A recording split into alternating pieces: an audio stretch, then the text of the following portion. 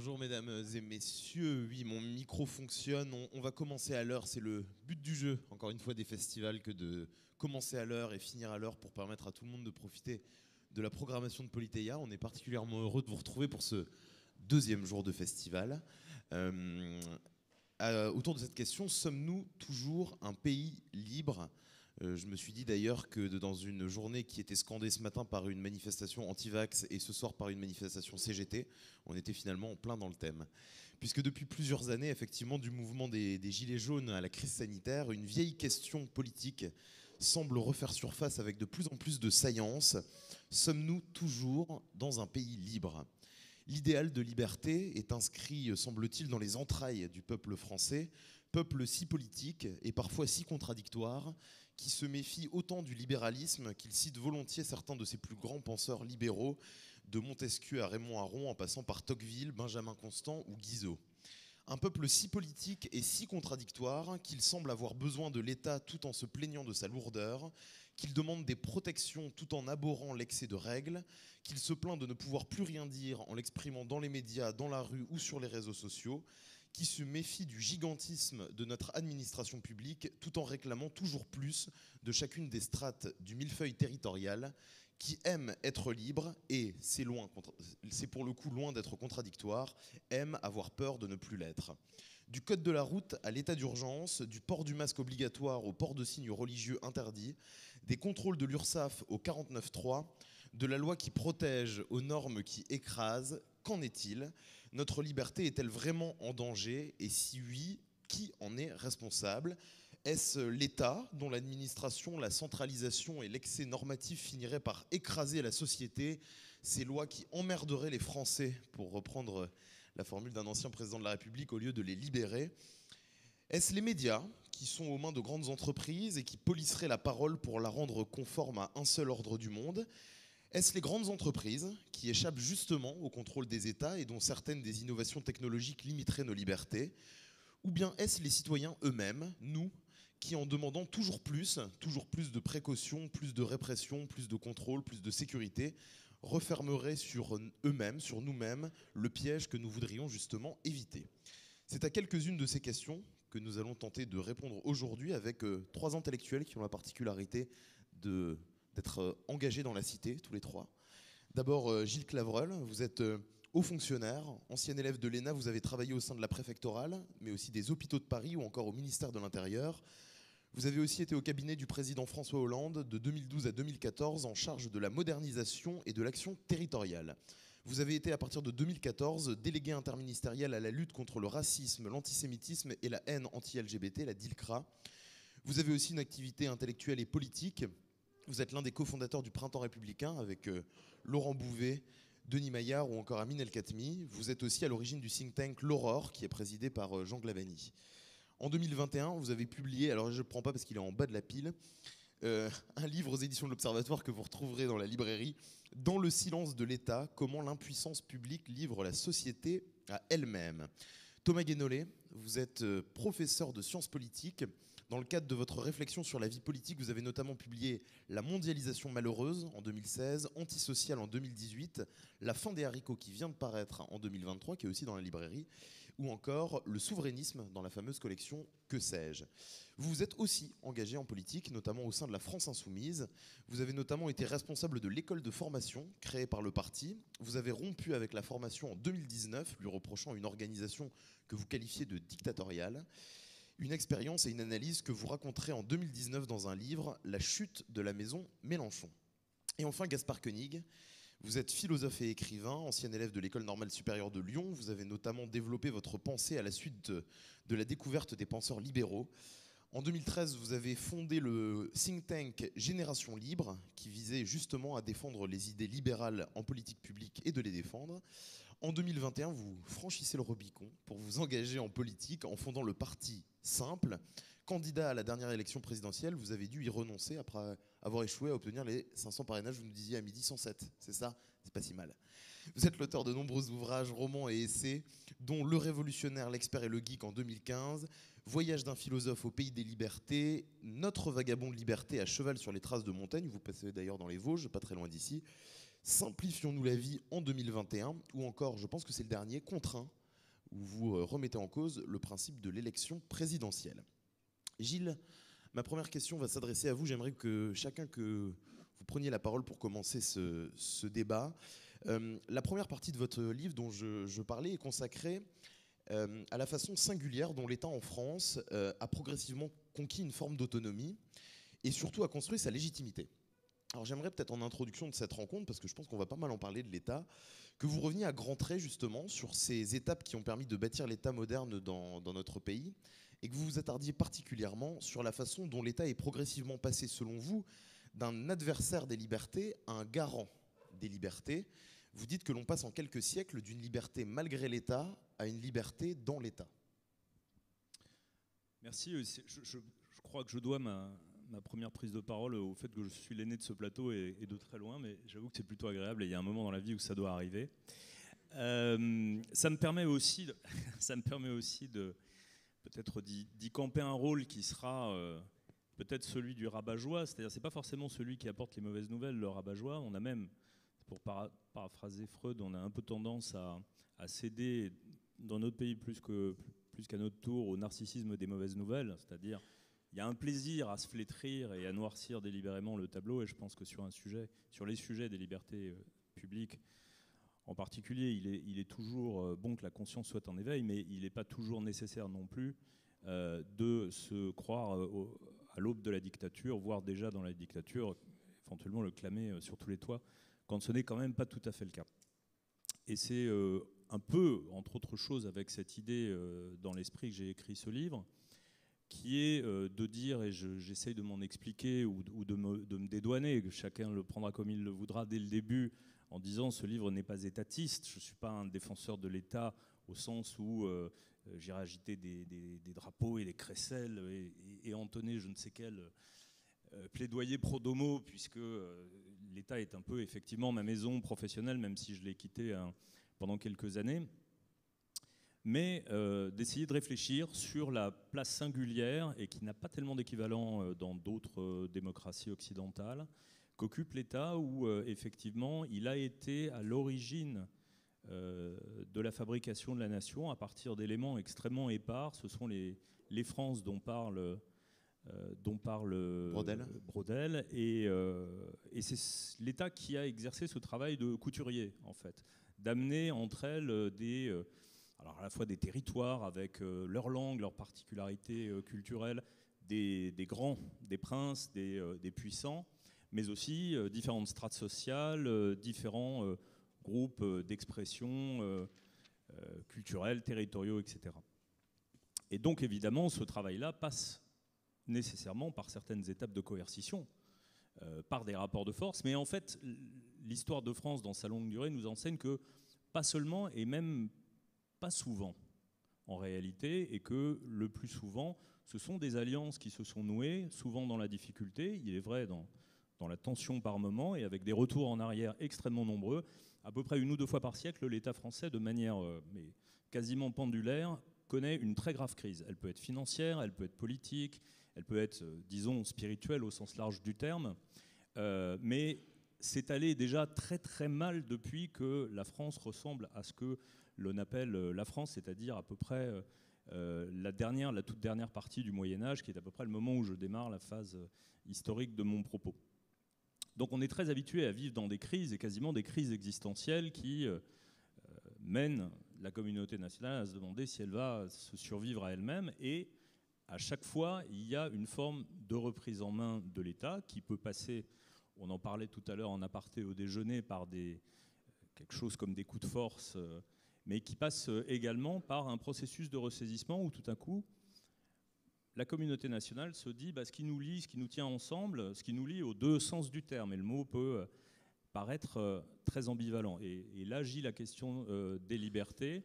Ce qui nous lie, finalement, c'est ça, c'est de se projeter dans un projet politique qui suppose une incarnation, des incarnations, la puissance publique, l'État, la représentation de l'État à travers ses bâtiments, ses palais, ses maisons de l'État, à travers la figure du président de la République aujourd'hui, et naguère des rois ou des empereurs.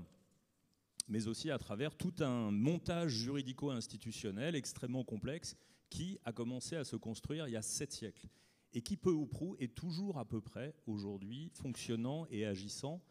Et alors ça ne plaît pas à ceux qui placent une rupture fondamentale à la date de 1789 dans notre histoire, mais cet appareil-là, il n'a pas beaucoup bougé en réalité, il n'a pas beaucoup changé. Alors, ce n'est pas le moindre de ses défauts, évidemment, parce que c'est un État qui peut être lourd, qui peut être bureaucratique, tatillon, envahissant.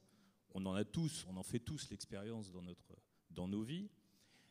Mais cela indique aussi qu'il y a autre chose dans l'activité de l'État qu'une activité de production qui consiste à produire un certain type de services qu'on appelle des services publics.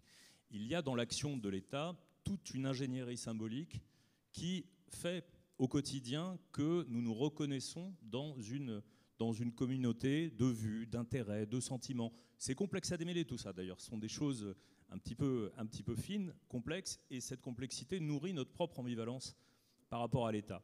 On lui demande beaucoup, on s'en plaint énormément, mais si on s'en plaint énormément, c'est aussi parce que nous l'investissons d'une charge symbolique qui n'est pas du tout pensable pour nos voisins, ni les Italiens, ni les Allemands, ni les Britanniques, qui ont pour autant eux aussi un État ancien et fort, mais ils n'ont pas du tout ce même rapport à l'État pour des raisons dans lesquelles je n'entrerai pas pour ne rien dire des Américains.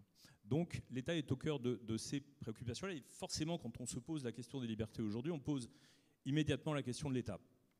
Alors est-ce qu'il est le mauvais objet dans la pièce ? En fait, ça pourrait être ça la question. Moi j'aurais tendance à dire que pas forcément, il peut le devenir, ça dépend entre quelles mains il est remis, mais il y a d'autres menaces qui pèsent sur les libertés, tant individuelles que publiques aujourd'hui, qu'on a un peu tendance, me semble-t-il, à sous-estimer. Pour vous, Gaspard Koenig, cette question de l'État est fondamentale. Il est le mauvais objet dans la pièce.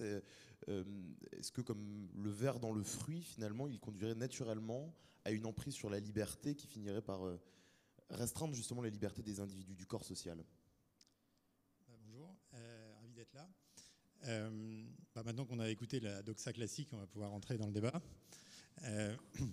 D'abord, pour rappeler que les libéraux ne sont pas forcément totalement contre l'État, puisque l'État moderne qui nous vient de 1789, les grandes déclarations des droits, l'État protecteur des droits et des libertés, c'est aussi une invention libérale. Et d'ailleurs, le libéralisme français se caractérise, comme le lui reprochait Hayek, par un rapport direct entre l'État et l'individu qui a émancipé l'individu des corps intermédiaires. C'est un peu ça l'esprit de la Révolution française. C'est l'État va vous libérer des corporations qu'on abolit, va vous libérer des privilèges de la noblesse, et va faire de vous des petits individus, des petits atomes qui vont après pouvoir se constituer une vie personnelle en devant leur liberté ou leur indépendance à la puissance publique. Comme disait l'abbé Sieyès, pas d'intermédiaire entre l'État et le citoyen, pas de corporation. Voilà. Maintenant, une fois qu'on a dit ça, je pense que l'histoire des libertés elle est beaucoup moins linéaire. J'en veux pour preuve le beffroi de la ville de Thionville, que j'ai découvert avec plaisir ce matin. Et les beffrois ont été érigés au moment où les villes conquéraient des libertés sur le pouvoir central. En l'occurrence, je ne sais plus quel était le duché de Luxembourg. Voilà, dont la ville s'est émancipée. Et je pense qu'au fond, dans l'histoire, c'est toujours cette même dialectique de l'émancipation d'une ville ou d'un individu ou d'une communauté par rapport au pouvoir central qui soit d'ailleurs celui de l'État ou celui des grandes entreprises, qui essaye toujours d'exercer son pouvoir et son contrôle. Et c'est finalement bien normal puisque c'est sa fonction première. Et par rapport à ce qui vient d'être dit, je pense que justement l'État français tel qu'il s'est érigé au cours du XIXe siècle a été formidablement castrateur de la diversité des Frances. La Révolution française a quand même cherché en tout cas à annihiler les dialectes. On les redécouvre seulement maintenant. La France, qui était un pays formidablement divers, puisque pendant la Première Guerre mondiale, on s'apercevait que 60% des soldats ne parlaient pas français. Ils ont dû apprendre le français pour obéir aux ordres des officiers supérieurs. Au fond, le jacobinisme est une construction d'avocats parisiens et qui s'est imposée par la force et dans le sang sur l'ensemble du territoire et qui l'a privé d'une grande diversité, qui l'a rendu plus homogène. Alors c'est d'autant plus intéressant d'en parler ici en Alsace-Moselle que vous avez un statut tout à fait extravagant par rapport aux principes républicains et qui devrait être la démonstration que ça marche de laisser la liberté au niveau local. Vous avez beaucoup plus d'autonomie que ce que demandent les Corses. Les Corses, on en fait toute une affaire parce qu'ils veulent réorganiser un peu leur fonction publique et prendre la main sur quelques fonctions, alors qu'ici, vous avez, interrompez-moi si je me trompe, non seulement le concordat, mais aussi un droit de l'héritage spécial, une sécurité sociale qui vous appartient en propre, et donc toute une série de législations véritablement qui sont différentes de celles de la métropole. Et ça ne pose pas de problème. Ça ne pose pas de problème. On n'entend pas dans le débat public qu'il y a des tensions terribles entre l'Alsace-Moselle et le reste de la France. Alors pourquoi est-ce qu'il y en aurait avec la Corse? Donc je pense que c'est la démonstration dont on n'entend jamais parler, qu'en fait, quand on parle constamment de nos principes républicains, de nos principes d'unification républicains, qui devraient donc pour être valides s'appliquer de manière égale et homogène sur tout le territoire, depuis la Polynésie jusqu'à Paris, en fait, ça marche très bien différemment, et vous en êtes l'illustration. Et après, la deuxième chose. Ce qui semblerait simplement démontrer que l'État est capable de laisser ses libertés. Bah, là, en l'occurrence, il n'a pas vraiment eu le choix, et bizarrement, il n'en a pas fait, il n'en a pas tiré les conclusions. Il n'a pas dit, puisque ça marche là, pourquoi est-ce qu'on ne laisse pas ceux qui le souhaitent prendre une autonomie tout aussi significative? La deuxième chose, c'est qu'on va beaucoup parler, j'imagine là, des grandes libertés formelles. Et là où je suis d'accord avec mon interlocuteur, c'est qu'il ne faut pas exagérer, il faut se rappeler qu'on a un état de droit, que d'ailleurs la plupart du monde, le reste du monde déviant de plus en plus de cette norme-là, il faut se féliciter d'avoir encore les institutions qui nous permettent ici, par exemple, de parler librement, de publier librement, et c'est évidemment toujours le cas. Mais néanmoins, comme le disait Tocqueville, il y a à l'ombre des libertés formelles d'autres formes d'oppression et de contrôle. Et j'aimerais citer, peut-être comme au frontispice de mon propos, la question très provocatrice que pose David Graeber dans son livre sur la bureaucratie, la bureaucratisation du monde en général, pas seulement de la France, où il dit « Est-ce que finalement le paysan sous Louis XIV n'était pas plus libre que le citoyen d'aujourd'hui ?» Alors évidemment, en termes de légitimité démocratique, le paysan sous Louis XIV est l'objet d'un pouvoir totalement arbitraire. Il n'est pas protégé par la puissance publique telle que peut être le citoyen aujourd'hui. Mais en même temps, cette puissance publique, il la rencontre très rarement dans son existence. C'est ce que dit Montaigne déjà. Il y a trop de lois en France, mais heureusement, on ne la rencontre jamais. Et aujourd'hui, le citoyen, même si les lois sont légitimées plus ou moins par la représentation nationale, on pourrait aussi parler de nos institutions qui sont quand même... Et la figure du président de la République et de son élection au suffrage universel nous éloigne beaucoup, je pense, d'une conception libérale de la démocratie. Mais quelque part, indépendamment de la source de la norme, le surcroît, le surplus, l'envahissement de la norme lui-même est inhibiteur et fait qu'une liberté qu'on a besoin de demander, de justifier constamment, même si elle nous est accordée, n'est déjà plus une liberté parce qu'on en a perdu l'esprit. Et évidemment, ce que j'ai en tête, c'est la suradministration qui caractérise ce pays, que j'ai donc... Alors tout le monde le sait, hein, le Conseil d'État fait des rapports tous les 5 ans disant il y a trop de lois tue la loi, Portalis, où es-tu, etc. Vous parlez aux fonctionnaires, aux préfets, ils expliquent qu'il y a trop de circulaires, qu'il y a trop de textes. Vous parlez aux politiques, ils sont tous d'accord pour réduire l'empire de la norme. Et bien sûr, ça ne marche pas. Donc l'inflation normative, elle est mesurée maintenant et elle est continue d'année en année. Et donc ça a provoqué un point de rupture que moi j'ai vu, puisque j'avais axé ma campagne, effectivement, qui avait surtout été l'occasion d'aller partout sur le territoire et de poser cette question aux gens, du rapport à l'administration. L'administration et autres, encore une fois, parce que la norme politique n'est que finalement le cousin germain de l'algorithme de la plateforme du secteur privé. Remplir un CERFA ou ouvrir un compte quand on veut acheter une banane, c'est un peu du même ordre. Et je me suis aperçu, en parlant de ça aux gens, à quel point le sujet était prégnant, parce que de Paris, en fait, ou du moins quand on est proche des sources de pouvoir et d'information, on a toujours les moyens de s'en tirer. On a toujours des gens qui peuvent vous faire glisser à travers ce labyrinthe normatif. Quand vous êtes un riche contribuable, vous pouvez avoir un expert comptable, vous pouvez avoir un avocat fiscaliste. Quand vous êtes une riche municipalité, vous pouvez avoir un cabinet d'audit qui vous remplit les dossiers pour avoir les subventions européennes. Donc en fait, quand vous êtes une grande entreprise, bien sûr, vous avez tout un service de compliance, c'est un service juridique qui fait que non seulement vous passez à travers la norme, mais globalement, vous en profitez pour éliminer la concurrence.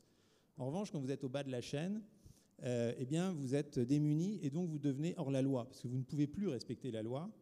Et j'ai, dans ma traversée de la France, donc à cheval et puis ensuite en campagne, entendu tellement d'histoires de MSA, d'URSSAF, de Maison des handicapés, etc., que je me suis dit, mais c'est vraiment la préoccupation centrale des gens. Et pourquoi c'est la préoccupation centrale des gens? C'est pas seulement une histoire de paperasse, c'est un rapport de contrôle. Et le fait que les honnêtes gens, le bon citoyen qui globalement essaye de faire son boulot, d'être gentil avec ses voisins et d'éduquer ses enfants, se retrouve hors la loi et a le sentiment d'être hors la loi, et se retrouve donc suspect, et évidemment va rejeter un état de droit dont il ne voit, dont il ne perçoit que l'absurdité. De sorte que je pense que tout ce qu'on discute sur les grandes lois à Paris, c'est tout à fait intéressant, mais la moitié de ce pays vit déjà dans une forme de para-anarchie. En tout cas, c'est comme ça chez moi à la campagne, où les gens s'organisent, s'auto-organisent, de manière d'ailleurs assez ingénieuse et efficace, mais sans pouvoir aller trop haut, parce que quand on devient visible, à ce moment-là, on est rattrapé par tout cet univers de contrôle qui, à chaque fois, est bien intentionné, a été mis en place pour d'excellentes raisons, mais dont la simple quantité fait que la vie est tout simplement devenue trop difficile, trop compliquée. Et que c'est véritablement un problème de justice sociale, parce que ce sont encore une fois les puissants qui arrivent à contourner cette histoire, que c'est un problème de liberté absolument fondamental. Et c'est ce que dit Graeber, encore une fois, donc, qui est cet anthropologue anarchiste qui est connu en France pour les bullshit jobs, par exemple. C'est très lié, hein, parce que bullshit job, c'est quoi? C'est qu'on est dans une grande structure, on fait un travail qui n'a pas de sens et on le sait. Donc faire un travail qui n'a pas de sens se reflète de l'autre côté du miroir par subir une norme ou un texte qui n'a aucun intérêt pour la situation locale. Voilà. Et donc, Graeber explique que finalement, les grandes bureaucraties de l'histoire mondiale, Babylone, l'Empire romain, eh bien, on finit par n'arrive plus à se réformer. On passe à certains points, ce que dit Weber aussi, il dit, à un certain point de technocratie où plus personne, en fait, n'a le contrôle sur l'hydre que c'est devenu, ce qui est le cas aujourd'hui, et où finalement le système ne croit plus en lui-même et attend que quelqu'un le détruise. Alors Graeber dit que c'était le rôle des barbares, alors des barbares au sens vraiment historique, des Huns, qui renversent les grandes capitales.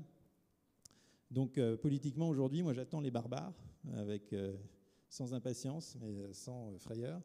Et je pense que l'État central a créé les conditions de sa propre disparition, et c'est dommage, parce qu'il aurait une fonction à remplir. Thomas Gonnelet, je vous vois écrire frénétiquement depuis tout à l'heure. Quelle manière réagissez-vous à que j'ai cette gardée vision de de l'État? l'école, excusez-moi. D'ailleurs, regardez, j'ai conservé quelque chose qui est un souvenir d'enfance. Je n'ai jamais abandonné. Je suis resté fidèle toute ma vie jusqu'à présent au stylo 4 couleurs. Je n'arrive pas à m'en passer. De quelle façon vous situez-vous dans ce débat entre un État qui créerait des lois qui protégeraient les libertés et qui créerait aussi des normes qui, ce que décrit Gaspard Koenig, à force d'inflation normative, finiraient plutôt par étouffer les libertés? Alors,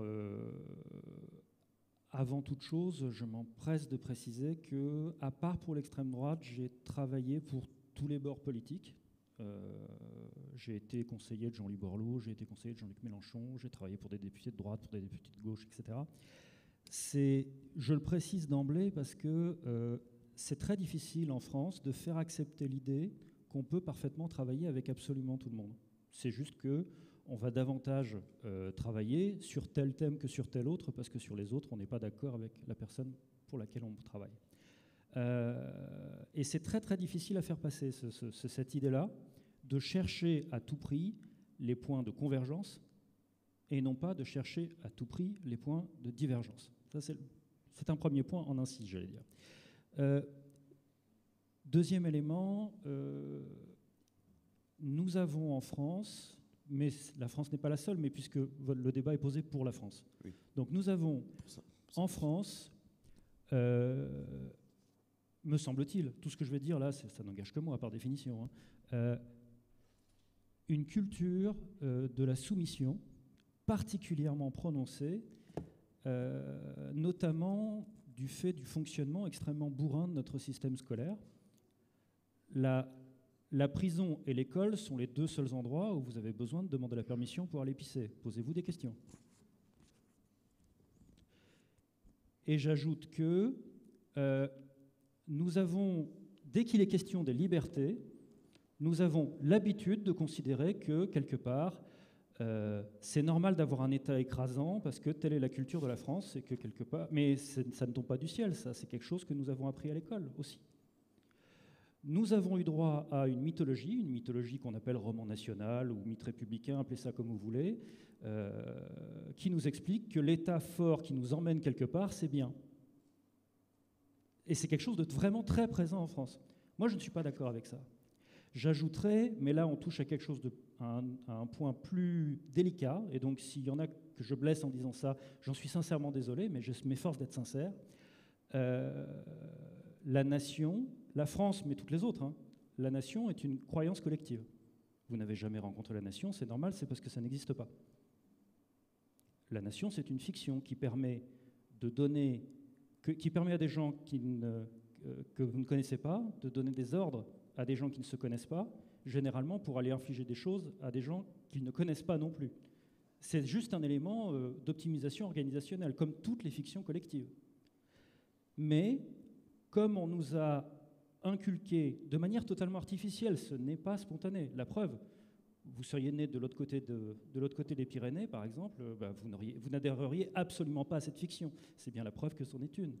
Et donc, on nous a tellement inculqué dès l'enfance dans un système organisé comme une prison, avec des gardiens, avec des grilles, avec des sonneries qui vous disent quand vous pouvez vous lever, quand vous pouvez vous baisser, vous rasseoir, etc., etc. Quand vous mettez tout ça bout à bout, on nous a inculqué de manière tout à fait artificielle un sentiment affectueux très fort envers l'État en tant que représentant de la nation, qui, je le répète, est une fiction. Et donc je voudrais commencer par désamorcer immédiatement cela. L'État ne veut pas nécessairement votre bien. Premier point. Je voudrais quand même poser ça d'abord. Et donc j'invite à avoir vis-à-vis de l'État français en l'occurrence, mais n'importe lequel, une position brutalement transactionnelle, c'est-à-dire qu'est-ce qu'il me coûte et qu'est-ce qu'il me rapporte, individuellement et collectivement. Et donc à quel point est-il une solution ou un problème? Bien. Maintenant qu'on a posé ces différents éléments, comparativement, aujourd'hui, la France, me semble-t-il, est un des pays les plus libres au monde. Ça a été évoqué par Gaspard tout à l'heure, toi aussi tu l'as évoqué tout à l'heure. Et donc, mais qu'est-ce qu'on entend par liberté, concrètement? Alors, opinion, expression, réunion, association, droit de grève, protection de la vie privée et la satisfaction garantie des besoins, parce qu'il n'y a pas de liberté dans la pauvreté. Si vous prenez tous ces critères-là, alors la France ne les satisfait pas totalement, aucun d'entre eux, aucun.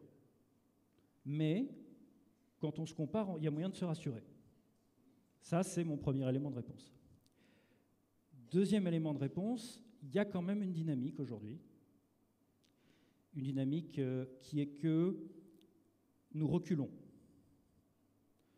Nous sommes plus libres qu'ailleurs, mais nous sommes de moins en moins libres. Je vais vous prendre quelques exemples. S'il n'y a pas de liberté dans la pauvreté, moi ce que j'observe, c'est que l'objectif de satisfaction garantie de nos besoins recule via un certain nombre de politiques d'austérité, parce qu'il faut contrôler les dépenses, etc. On en pense qu'on en veut, mais là je vous décris la chose comme elle se produit. Il y a 13% des Français qui ne sont pas libres parce qu'ils sont pauvres. Tout simplement. J'emploie comme indicateur la pauvreté en conditions de vie, hein, parce qu'en salaire médian, je ne vais pas rentrer dans les détails, mais ça n'est qu'une indication d'inégalité des revenus. Là, je vous parle de pauvreté en conditions de vie. Est-ce que vous avez votre propre salle de bain est un des critères, par exemple. Bon. Est-ce que vous pouvez vous chauffer pendant l'hiver est un critère aussi. Bon, voilà. Si vous n'avez pas des choses aussi fondamentales que ça, non, vous n'êtes pas libre, quoi que dise la Constitution. Par ailleurs, on a une dynamique, me semble-t-il, pas de fascisation, il faut faire attention aux termes qu'on emploie, parce que sinon après on dit n'importe quoi et on dévalue les termes qu'on emploie en jouant à se faire peur, ce que tu disais tout à l'heure. On a une dérive non pas vers une dictature, mais vers de plus en plus d'États policiers. On peut avoir un État policier sans être en dictature. Un État policier, c'est une dérive vers l'État policier, c'est de moins en moins de contre-pouvoir face au pouvoir policier, face au pouvoir de police. Alors, ce que je note par exemple, c'est qu'il y a quelques années de ça, il allait de soi que pour aller manifester, on faisait une déclaration en préfecture qui permettait juste à la préfecture de s'organiser. Mais maintenant, on en est au stade où la déclaration, c'est en fait demander à la préfecture la permission d'aller manifester. Ça, c'est un recul colossal de liberté, pourtant évidente. Je vous prends un deuxième exemple. Je ne sais pas s'il y a des juristes ou des avocats dans la salle. Vous le confirmeront, l'assignation à résidence est une peine de prison. C'est une peine d'emprisonnement, hein, l'assignation à résidence. Je suppose que vous me voyez venir. Par décision gouvernementale, nous avons tous été condamnés, sans jugement et sans faute, à une peine d'emprisonnement. Vous pouvez l'estimer légitime ou pas. Ce n'est pas mon sujet. Je ne vous parle pas de la finalité, là, je vous parle du moyen. Je vous parle du moyen. Je vous parle du fait et je vous parle de la dérive vers l'État policier, c'est-à-dire, nous nous sommes habitués, tous, moi inclus, hein, je donne de leçons à personne, hein, nous nous sommes habitués à ce que ce soit normal de se signer un auto-mot des parents pour s'autoriser à sortir de chez nous, au cas où la police viendrait nous contrôler. Si ça, ce n'est pas une dérive purement concrète, hein, vers de plus en plus d'États policiers, expliquez-moi ce que l'extrême droite aura besoin d'ajouter comme dispositif qu'elle peut utiliser si demain elle arrive au pouvoir. Qu'est-ce qu'il y a qui n'existe pas encore? Et l'autre point, c'est la façon de traiter les manifestations. J'y reviens parce que c'est vraiment un truc frappant, et comme il y en a beaucoup ces temps-ci, c'est qu'il y a encore quelques années, le traitement des manifestations, ça consistait à encadrer la manifestation, je parle du point de vue policier, encadrer la manifestation, ne pas intervenir, et si des éléments perturbent l'ordre ou commencent à casser des trucs, les cibler, les neutraliser. Maintenant, le fonctionnement, depuis la loi travail, en gros, c'est nasser, encercler, et ça chauffe, et ça chauffe, et ça pète, et on disperse la manifestation. Donc, pour répondre à votre question, oui, c'est un pays libre, mais c'est un pays qui est de moins en moins libre. Et par ailleurs, il est très très important de sortir de cette culture, par principe, de glorification d'un État fort, parce que l'État n'est pas nécessairement votre ami. Alors, deux choses, Gilles Clavreul.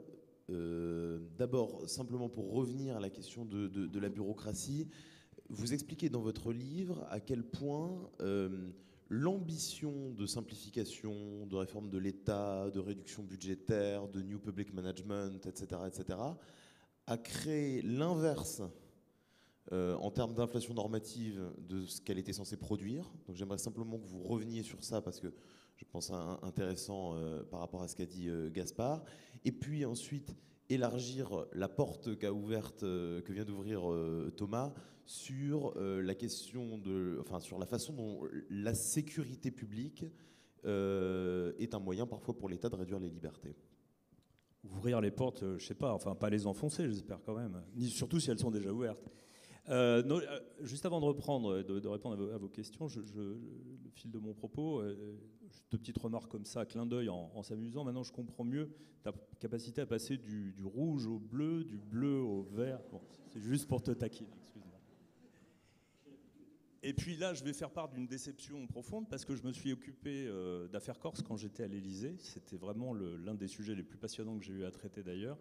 Et si j'avais su que l'adoption du Concordat avait pu résoudre la crise politique dans laquelle la Corse était plongée, et toujours un peu plongée d'ailleurs, je me suis dit, voilà, ça m'a manqué, mais je n'ai pas trouvé la solution à l'époque, et peut-être c'est moi finalement le responsable de l'arrivée des nationalistes à la collectivité. Bon.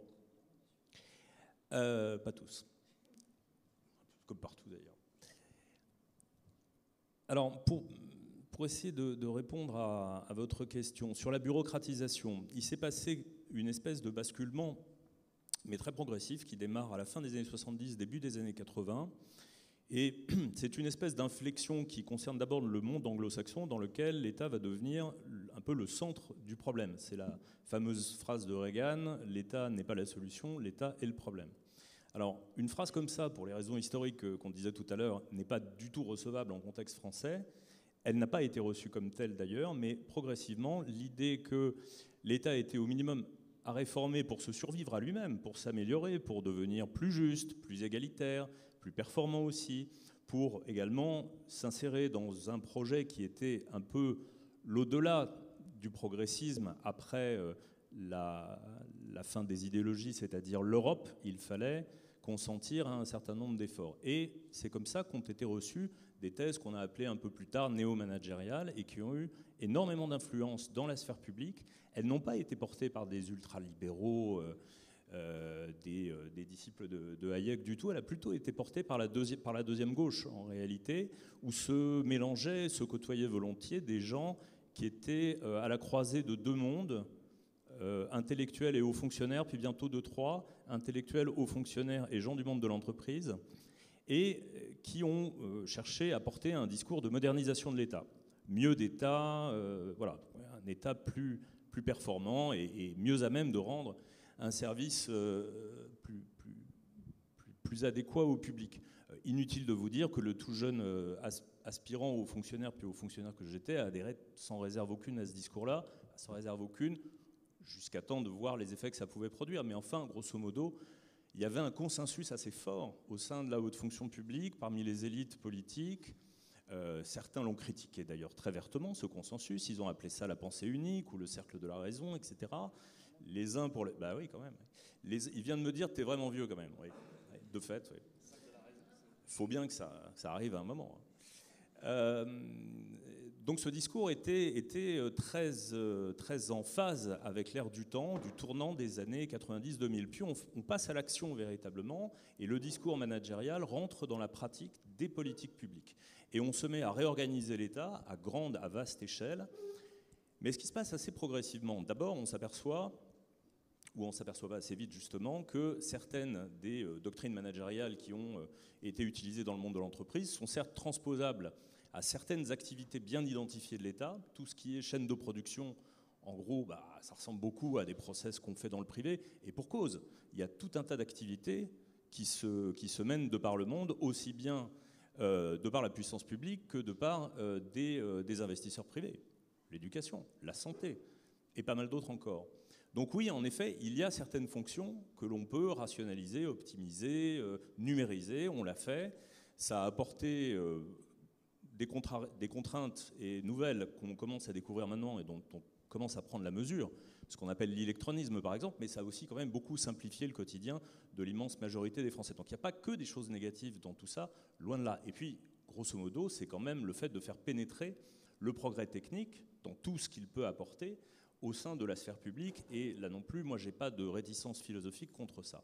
En revanche, ce qui est plus problématique, c'est que, sans qu'on s'en soit vraiment bien rendu compte, ce qui était au début une critique de l'efficacité de l'État est devenu une critique de légitimité de la puissance publique en tant que telle, c'est-à-dire non pas seulement du lieu où se délivrent un certain nombre de prestations, là il y a toujours lieu, encore une fois, je le redis, de chercher à rendre le meilleur service possible au public, du moins de mon point de vue, mais un procès en légitimité. Est-ce que, au fond, l'État est légitime à intervenir ? Et une partie de la crise politique que nous connaissons aujourd'hui, même à mon avis, le trait principal de cette crise politique, pour nous, valant dans le contexte français, avec beaucoup de sujets qui ne sont absolument pas franco-français, les effets de la mondialisation, de la numérisation, etc., et pas mal d'autres. On est pris aussi dans ces grands mouvements de la mondialisation, mais justement, je crois que si on les vit encore un peu plus durement que d'autres démocraties, c'est parce que nous ne fonctionnons pas comme ça dans notre rapport symbolique à la constitution du politique. Pour nous, c'est fabriqué avec la puissance publique, dans la puissance publique. Et à partir du moment où celle des élites qui historiquement portaient l'héritage très ancien qui nous vient des légistes, du Moyen-Âge, qui s'est transmis à travers des institutions qui ont changé de nom, mais vous parliez du Conseil d'État tout à l'heure, qui n'ont pas tellement changé de nature, ni même d'état d'esprit véritablement, on a une espèce de désynchronisation entre ce qui nous a constitué dans l'histoire longue et ce que l'on a aujourd'hui comme État, un État profondément délégitimé. Et quelle meilleure preuve que ce que vient de lui reprocher Thomas à l'instant. Je passe sur les aspects juridiques, au fond c'est pas ça qui est le plus important, sur la qualification de ce que c'est qu'un emprisonnement, etc. C'est pas ça, mais dans ce que tu dis, il y a vraiment l'idée que ce que fait l'État à ce moment-là, dans des circonstances exceptionnelles, et donc qu'il ne pourrait pas faire s'il n'y avait pas de circonstances exceptionnelles, du moins il ne pourrait pas le faire légalement, constitutionnellement. Et c'est quand même important. C'est ça la garantie qu'apporte un État de droit. Je voudrais quand même faire remarquer que c'est beaucoup moins liberticide que ce à quoi on était malheureusement trop bien habitué du temps de l'État légitime dans toute sa splendeur, qui menait des véritables opérations de basse police, et pas très loin de nous finalement, dans les années 60, et il y en a eu de nombreuses, véritablement des assassinats politiques, des manifestations réprimées dans une violence insoutenable. 17 octobre 1961 par exemple, et beaucoup d'autres. Donc l'état d'exception, en réalité, c'est plutôt quelque chose qui régresse. Je crois qu'on n'a pas conscience suffisamment de cela. En revanche, ceux qui... non, la preuve que non. Thomas Guénolé dit que c'est passé dans le droit commun. Oui, mais c'est une formule, c'est pas la réalité. On peut en dire... Mais ce qui, en revanche, retient moins l'attention, et ce sur quoi je voudrais insister pour ma part, c'est, vous parliez de Tocqueville tout à l'heure, Tocqueville parlait du pouvoir social. Il disait le devenir des démocraties, c'est aussi que la société, par elle-même, acquiert du pouvoir sur les individus, de plus en plus, et on le voit, on le constate tous les jours par la diffusion de normes sociales qui ne sont pas produites par l'État, elles ne sont pas produites par la puissance publique, qui enserrent de plus en plus les individus dans des normes comportementales. Alors vous me direz, est-ce que c'est très différent du monde traditionnel que nous avons quitté, le monde de la campagne, le monde de la ruralité, où les normes sociales pesaient très lourdement sur les individus? C'est vrai, mais a priori, c'était ce dont justement l'avènement d'une société démocratique moderne était censé nous désentraver. Eh bien, aujourd'hui, je n'ai pas vraiment le sentiment que les individus soient désentravés, ou alors que s'ils sont entravés, ils le sont principalement et d'abord par l'État. Et à l'origine de ce pouvoir social, il en est un autre, sur lequel, là aussi, curieusement, on pointe assez peu le doigt, y compris par ceux qui sont le plus critiques du système, du monde comme il va, c'est-à-dire à gauche, et dans la gauche la plus critique. C'est le pouvoir économique.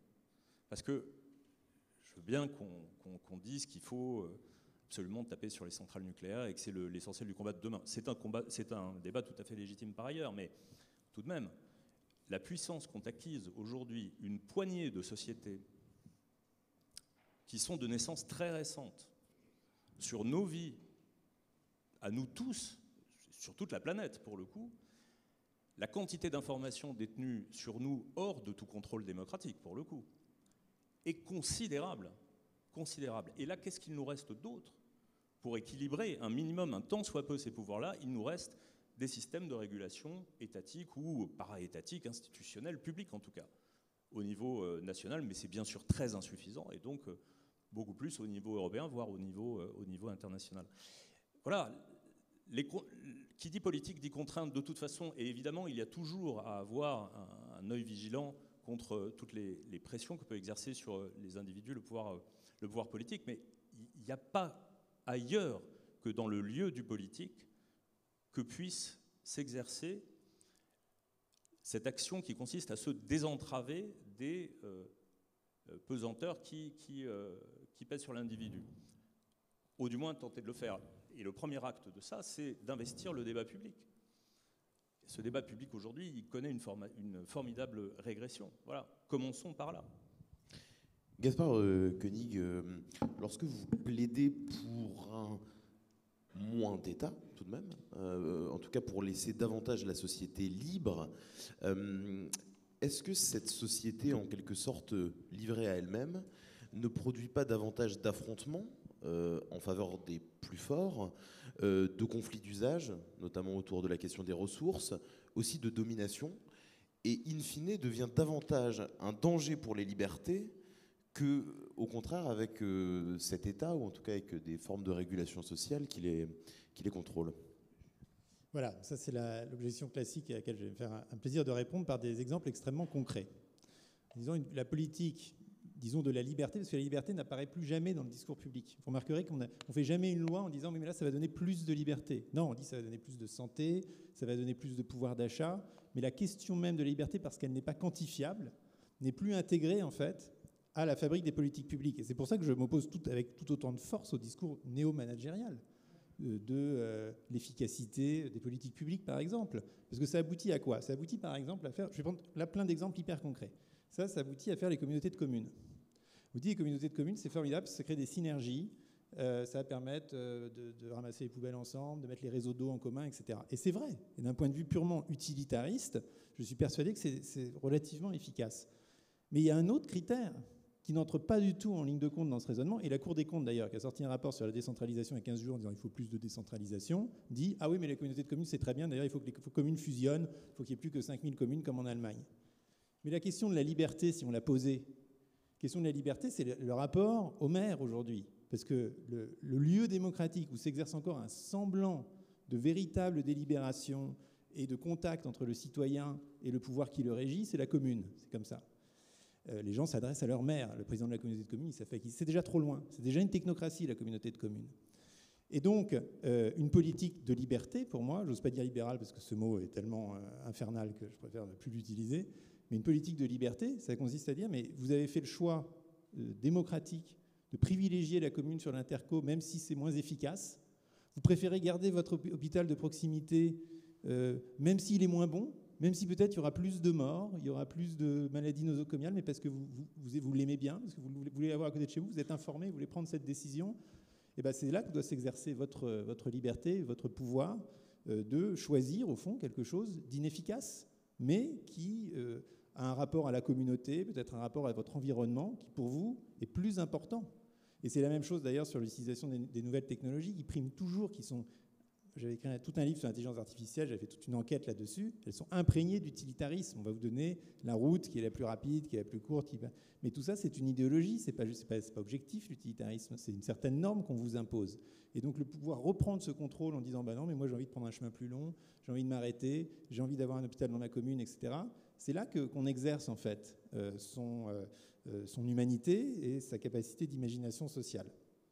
Et maintenant, je vais prendre des exemples de politiques publiques pour vous montrer que ce que j'appelle de mes voeux, c'est pas du tout... Je ne pense pas que ce soit moins d'État d'ailleurs, mais c'est un État qui se fixe constamment comme... la seule question qui se pose, c'est est-ce qu'en faisant ça, j'augmente l'autonomie de choix des citoyens ou pas? Et ensuite, une fois qu'ils ont cette autonomie, je ne juge pas du choix qu'ils vont faire. Donc ça vaut pour les drogues, par exemple, en disant on vous donne toute l'information nécessaire, on régule comme il faut, on met en place toutes sortes de régulations beaucoup plus compliquées d'ailleurs qu'aujourd'hui. Excusez-moi, sur la question des drogues, ce sera donc forcément quand même les plus riches, les plus éduqués, les plus informés qui gagneront. Aujourd'hui, qu'est-ce qui se passe? Qui est-ce qui gagne aujourd'hui? Aujourd'hui, c'est les réseaux de trafiquants qui gagnent. C'est mieux ça?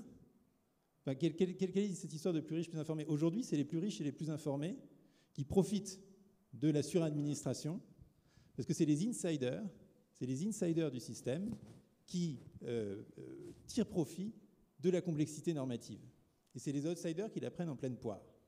Donc c'est aujourd'hui qu'est la question de la justice sociale. On m'avait posé cette question en plateau et j'avais sorti de ma poche un formulaire de demande du RSA. Je l'avais lu, donc évidemment, au bout de 3 lignes, les gens étaient morts de rire parce que c'est juste incompréhensible. C'est pour ça que vous avez tant de non-recours et de non-accès aux droits. Donc qu'est-ce qui se passe sur la politique sociale comme pour le reste? Vous avez effectivement les insiders qui savent parfaitement comment ça marche, qui vont effectivement frauder. Vous avez je ne sais plus combien de milliards de fraudes au RSA, c'est vrai tous les ans. Puis vous avez aussi les 1 à 2 tiers de non-recours, des outsiders qui veulent juste avoir le minimum pour survivre, comme disait Thomas, je suis bien d'accord que c'est un élément essentiel de la liberté, et qui sont complètement dépassés par la machine administrative qui est mise en place.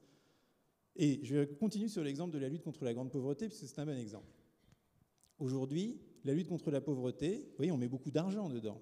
Pognon de dingue, comme dit le président. Mais simplement, on va demander aux gens, ce qu'a bien montré Foucault aussi, sur ce sujet précis, on va leur faire remplir toutes sortes de questions très inquisitrices, terribles, pour qu'ils justifient du fait d'être pauvres. Donc, quand vous êtes, par exemple, au RSA, vous pouvez avoir, je ne sais pas si vous le savez, mais vous pouvez avoir un contrôleur des CAF qui vient chez vous avec l'équivalent d'un pouvoir de police administrativement, je ne sais pas exactement comment c'est, mais enfin qui a le droit d'entrer chez vous pour vérifier si vous êtes en couple ou pas. Parce que si vous êtes en couple, le RSA est familialisé et donc vous avez droit à moins d'argent, donc vous pouvez avoir des procès pour indu. Ça veut dire quoi, vérifier si on est en couple? Vous allez sur le site des CAF, il y a marqué que si vous êtes en colocation, ben vous n'êtes pas en couple. Mais des fois, il y a une zone grise, vous voyez. Donc il y a marqué sur le site des CAF que quand vous devenez partenaire avec votre colocataire, vous devez le déclarer à l'administration. C'est magnifique quand même. Et tout ça pour des sommes quand même assez dérisoires. À chaque fois, on parle de 100 € de plus ou de moins. Une politique de liberté sur la politique sociale, c'est le revenu universel. On ne pose plus de questions, on ne veut pas savoir, vous n'avez plus aucune démarche à faire, on ne veut pas vous demander de prouver que vous êtes pauvre, de remplir un papier, de venir passer des entretiens tous les 3 mois pour faire semblant de dire que vous cherchez un travail, puisque le RSA est encore lié, même si c'est très formel et que ce n'est pas appliqué, à la condition de recherche d'emploi. Et donc c'est ça qui enferme en fait dans l'assistanat et dans la pauvreté, c'est qu'on est constamment obligé de justifier du fait d'être pauvre. Le revenu universel, c'est on donne à tout le monde, alors je vous passe les détails techniques, mais enfin on dit tout le monde a droit à la somme minimum pour survivre, et ensuite on vous laisse dans la nature.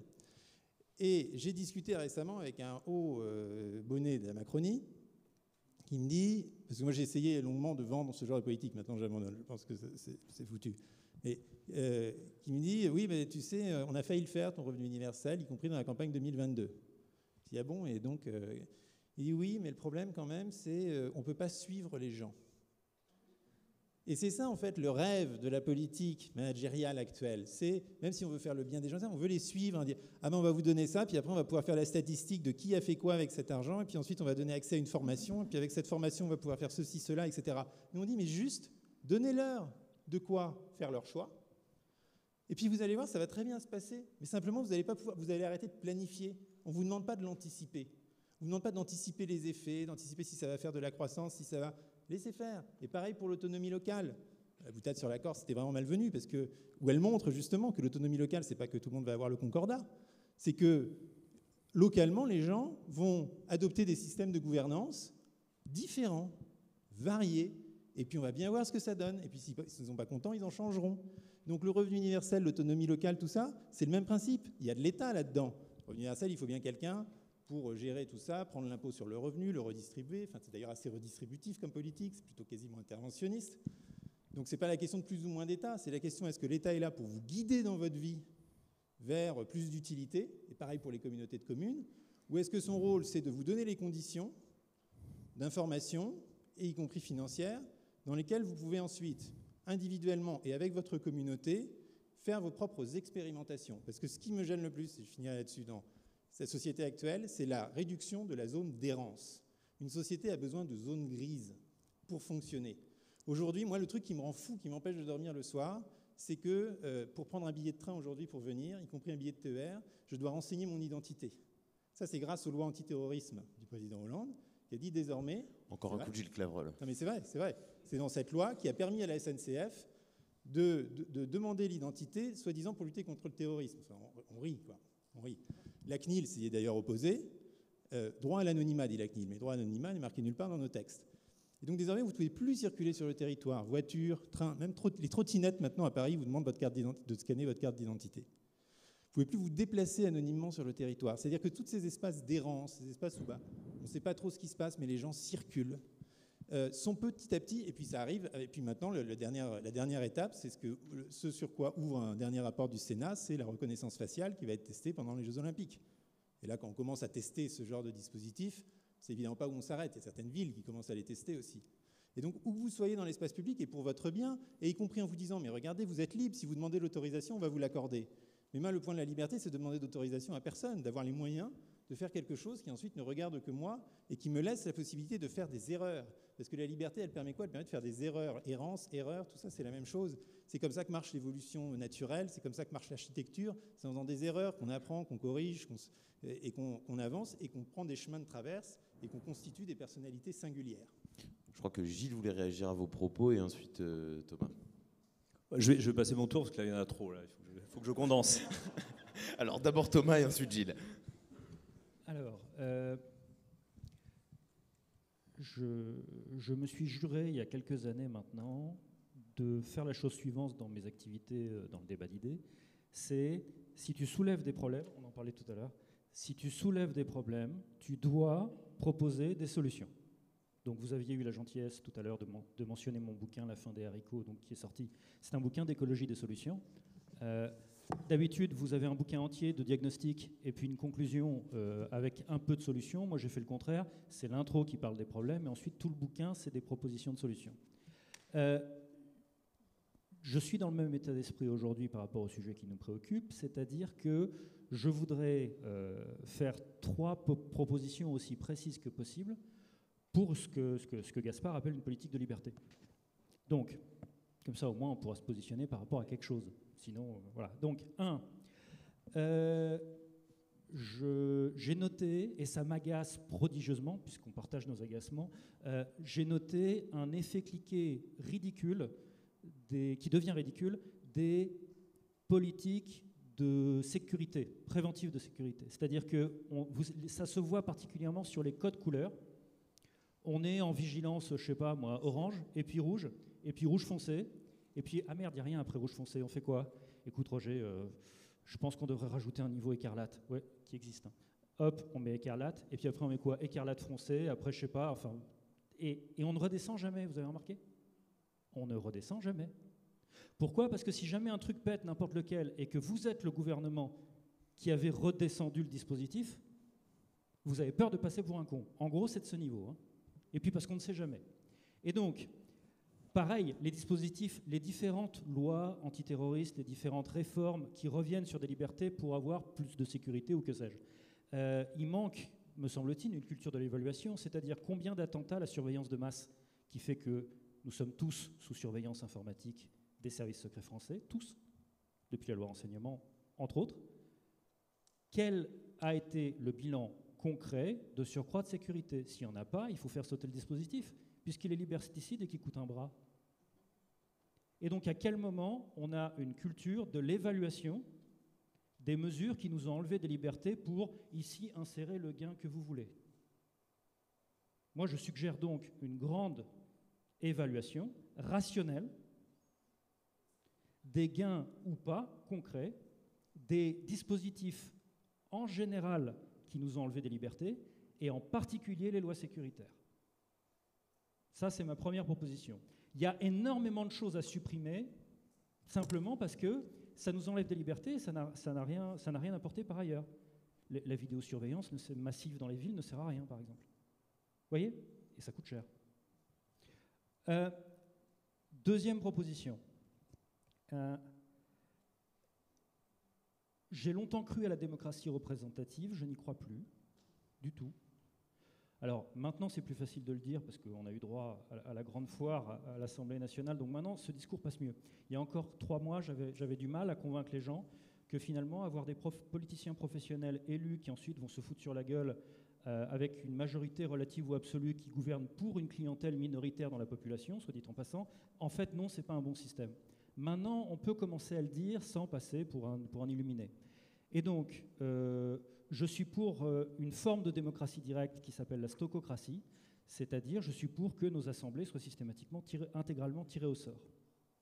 Ce sera tout aussi représentatif de la population française, tout statisticien sérieux vous le dira, mais nous n'aurons pas tous les défauts des gens qui sont volontaires pour avoir un mandat électoral et qui sont des gens plus corrompus, plus malhonnêtes, plus menteurs, plus clientélistes, etc., que la moyenne. On supprime ce biais-là et on a des gens comme vous et moi, littéralement, à l'Assemblée, et moins sectaires aussi. La population, dans sa grande masse, est moins sectaire que les professionnels qui nous représentent en étant des caricatures de nous. Ça ne vous aura pas échappé. Les élus de droite sont des caricatures de gens de droite, les élus de gauche sont des caricatures de gens de gauche, etc., etc. Et donc, la stococratie en remplacement de la démocratie représentative. C'est ma deuxième proposition, parce qu'on aura plus ce système où systématiquement, du coup, une minorité, grâce au dispositif du parlementarisme rationalisé, confisque la légitimité démocratique au bénéfice de sa clientèle qui, généralement, pèse 20-25% de l'électorat. Et enfin, puisqu'il ne peut pas y avoir de liberté dans la pauvreté, moi, ce que je propose, c'est de se focaliser en tant qu'objectif politique sur le fait de socialiser l'économie des besoins. Moi, je ne suis absolument pas, si vous voulez, je suis franchement économiquement socialiste dès qu'il s'agit des besoins. Je pense qu'il ne faut pas se cacher derrière son petit doigt. C'est des choses qu'il faut socialiser et qu'il faut mutualiser. Ne le confiez pas à l'État. Il faut en faire une très grande sécurité sociale. On a déjà la santé, mais il faut rajouter aussi l'énergie, l'alimentation, etc., pour les besoins. Et alors par contre, quand il s'agit des envies, là je suis un capitaliste débridé, la liberté n'est pas en question, et la satisfaction des besoins, la satisfaction des droits, la satisfaction de la dignité humaine ne sont pas en jeu, et là que le marché se débrouille. Donc ce sont les 3 choses, à mon avis, qu'il faut faire pour avoir une politique de liberté réelle et pas théorique. Je vous laisse le choix, Gilles Clavreul, soit de réagir aux 3 propositions concrètes qui viennent d'être faites par Thomas, soit de... J'ai senti que le débat allait rapidement aller sur la question de la sécurité, en fait, et de la façon dont la protection de la sécurité ou du terrorisme, etc., conduisait à durcir notre capacité à accéder à certaines libertés. Est-ce que ça ne caractérise pas ce que Marcel Gauchet explique, vous le citez d'ailleurs, je crois, dans votre livre, sur le fait que l'État-nation démocratique est sans cesse pris en tenaille entre, d'un côté, la liberté sans pouvoir et de l'autre, le pouvoir sans liberté? Oui. Alors, je voudrais d'abord dire que, à la fois, il faudrait que je réponde à plein de choses, parce que là, ça tourne au procès contre l'État, mais ça a un fond de légitimité et de raison d'être. Mais je prendrais plutôt le problème dans l'autre sens. C'est que je suis d'accord avec pas mal d'éléments qu'ont pointé mes 2 camarades, notamment, pour le résumer, pour essayer de le ramasser dans une formule, sur le fait que plus un État est interventionniste, plus il montre sa faiblesse. Et un État fort n'a pas besoin d'être très interventionniste. J'allais dire que malheureusement, c'est même la prérogative supérieure des pouvoirs totalitaires que de pouvoir intervenir très peu et d'obtenir néanmoins un silence parfait, ou du moins de ne pas intervenir de manière apparente. C'est encore autre chose. Pour ce qui concerne nos démocraties, s'il y a cette obsession, effectivement, je la connais bien, hein, de tout contrôler, de tout regarder, de tout savoir, de faire remonter des chiffres. Alors, la remontée, ça, c'est devenu effectivement un gimmick qui s'est emparé de l'État, mais je crois que ça existe aussi dans les grandes entreprises. Il faut faire remonter. Alors, vous avez des trucs à faire remonter, on a tous des trucs à faire remonter, donc on fait remonter. Quand on fait remonter, c'est qu'on a bien fait, en tout cas, on a fait quelque chose. En réalité, quelle est la qualité, l'importance, la pertinence de ce qu'on a fait remonter? Ça, c'est une question qui n'est pas très souvent posée. Mais si c'est comme ça, c'est pas une obsession de contrôler les gens, de les embêter, les entraver, de leur poser des problèmes, du coup, pas de manière majoritaire ni même essentielle. Si c'est comme ça, c'est parce que le décideur, du moins celui qui doit répondre à quelque niveau que ce soit, devant les habitants d'une commune, le ministre à la télévision ou à la radio, et dans les échelons intermédiaires, tout le monde, et à commencer d'ailleurs par les réponses à apporter au niveau supérieur, doit se justifier de lui-même, littéralement. Il doit d'abord se légitimer. Et plus il est fragile dans sa légitimité, plus il est enclin, justement, à cette obsession du suivi qui ne suit rien du tout, en réalité. Quand on suit tout le temps, on ne suit rien. Et puis surtout, on ne fait rien. On est descendu du vélo pour se regarder pédaler. Par définition, on ne va pas très loin dans ces conditions. Donc voilà une caractéristique qui ramène à la question de la légitimité. Et j'essaye dans le livre de méditer sur au fond, c'est quoi la notion d'autorité, qui est un thème, et c'est assez normal d'ailleurs, très souvent articulé dans le débat public. Il faut restaurer l'autorité, ou au contraire, il y a trop d'autorité, ça mène justement à des décisions liberticides. On est de plus en plus dans la crainte et dans la soif de protection qui justement a régressé sur nos libertés. Donc ça, c'est un débat qui est fondamental. Mais au fond, la liberté, c'est pas l'autoritarisme, et ça n'est pas... encore moins l'expression de la force.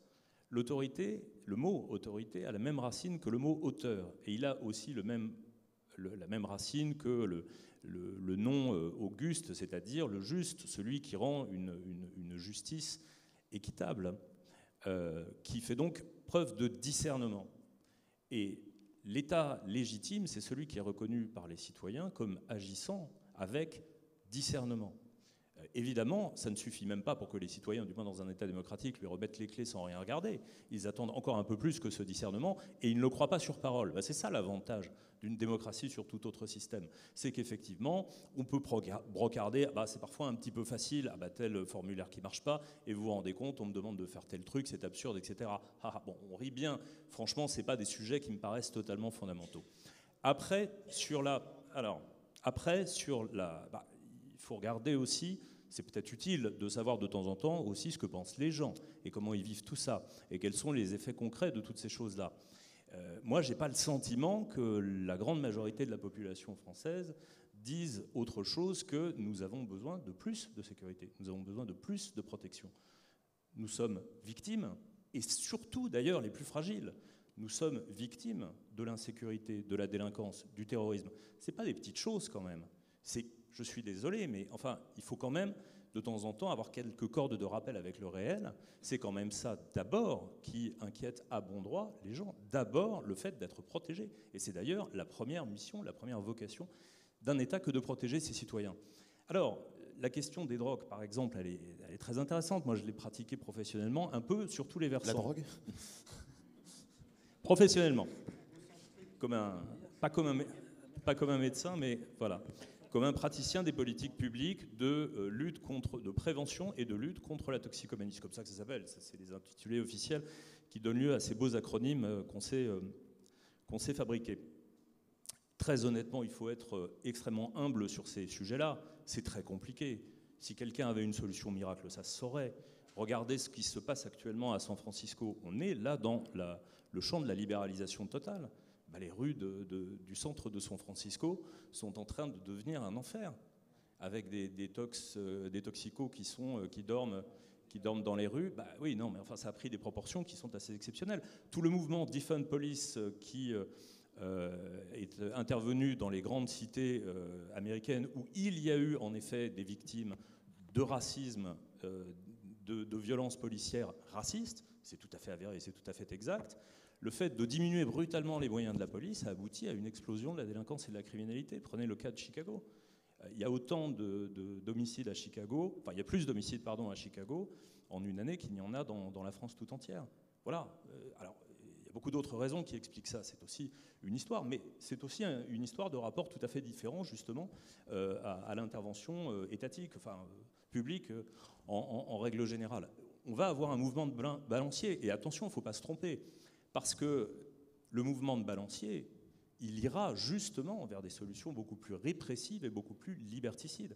Ce discours autoritaire, pour le coup, allez, un bon coup de torchon sur l'immigration, sur l'insécurité, etc., et on n'en parle plus, et le pays va mieux, on l'entend.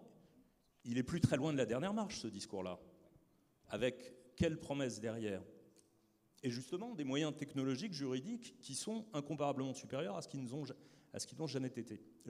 À mon avis, le vrai problème politique, pour le coup, la manière politique d'aborder cette question-là aujourd'hui, c'est de dire attention, il faut être dans le discernement, justement, et pas dans des postures, dans une certaine facilité, quelle qu'elle soit d'ailleurs, de dire nous avons des solutions, elles sont toutes prêtes, on claque dans les doigts et tout ira beaucoup mieux. Personne n'a ça. En tout cas, pas les gens sérieux. Si vous voulez réagir, il y a un autre domaine que la sécurité dans lequel il me semble qu'il est difficile de ne pas réguler, c'est la question environnementale. Comment, face à un défi climatique aussi intense, ne pas produire davantage de réglementation, de normativité, etc. etc. Gaspard, pardon. J'avais juste... mais vous voilà, après je réponds à la question environnementale qui est effectivement un bon test pour ce genre de discours. Mais sur la sécurité, j'aimerais quand même dire ceci, c'est que si véritablement notre sécurité était assurée par la force et par la présence de potentiels, en tout cas de policiers, on serait tous en train de se dévaliser les uns les autres. Elle est assurée par l'ordre symbolique que nous constituons en tant que communauté humaine, avant tout. Et d'ailleurs, il y a des expériences géniales qui ont été menées justement par des anthropologues anarchistes sur les situations de catastrophes naturelles où pendant 15 jours, il n'y a plus d'État du tout. Qu'est-ce qui se passe pendant 15 jours ou pendant 2 mois ? Et donc, ils ont été regardés. Et alors, la théorie du contrat social sur lequel nous nous reposons, la théorie des Lumières, nous dit ça va être les individus vont reprendre leur état de nature et donc vont se taper les uns sur les autres et, comme dans les films catastrophes américains, chacun va aller dévaliser son voisin. Et je pense que cette fiction du contrat social qui agrège des individus qui s'aiment ou se détestent, mais enfin qui sont des petits points isolés, nous fait beaucoup de mal, justement. Et que l'anthropologie, aujourd'hui, nous montre tout l'inverse. C'est que la communauté humaine, elle commence en communauté, justement. Et bien donc, justement, qu'est-ce qui se passe dans ces endroits ? Et il n'y a qu'à lire des nouvelles du séisme en Turquie pour le voir à l'œuvre. Il se passe exactement l'inverse. C'est que quand les services de l'État sont défaillants, les gens ne se mettent pas à se tuer les uns les autres, ils se mettent à développer des réseaux d'entraide, de solidarité beaucoup plus imaginatifs, beaucoup plus forts. Mais c'est ce que vous faites les uns les autres. Quand vous voyez quelqu'un qui tombe dans la rue, quand vous voyez un feu, un immeuble, tout le monde s'arrête, tout le monde commence à parler, tout le monde dit moi je vais lui donner un linge ou je vais accueillir les enfants chez moi. Voilà, ça déclenche ça. Et c'est ce que dit, alors je digresse, hein, mais c'est le sens de ce que dit Montaigne, que j'ai donc lu puisque j'avais suivi son chemin à cheval à travers la France et l'Europe. Et Montaigne a un truc génial sur la confiance.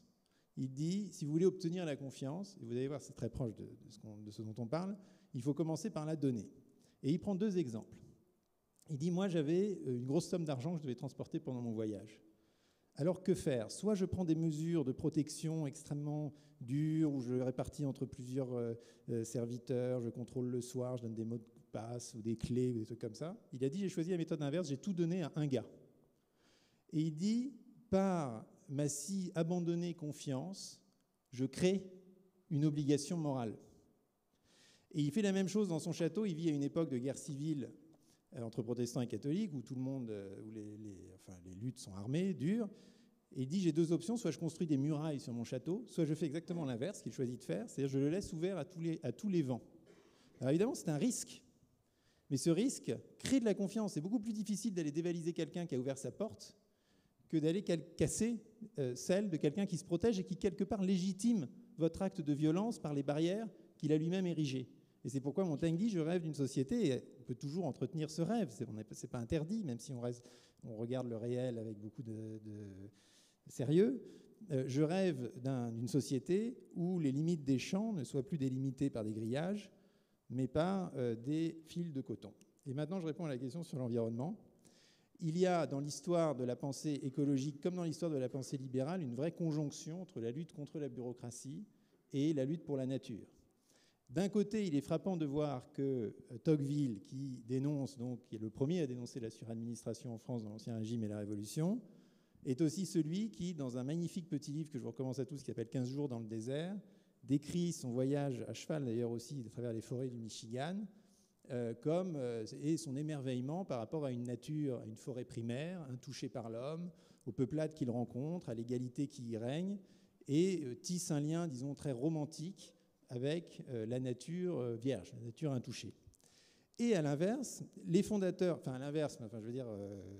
en miroir, les fondateurs de l'écologie politique, comme Illich ou Gortz, sont à la fois des militants écologistes, évidemment extrêmement radicaux, et en même temps des pourfendeurs de l'État bureaucratique qu'ils considèrent comme le plus écocidaire, si vous voulez, pour reprendre les termes actuels.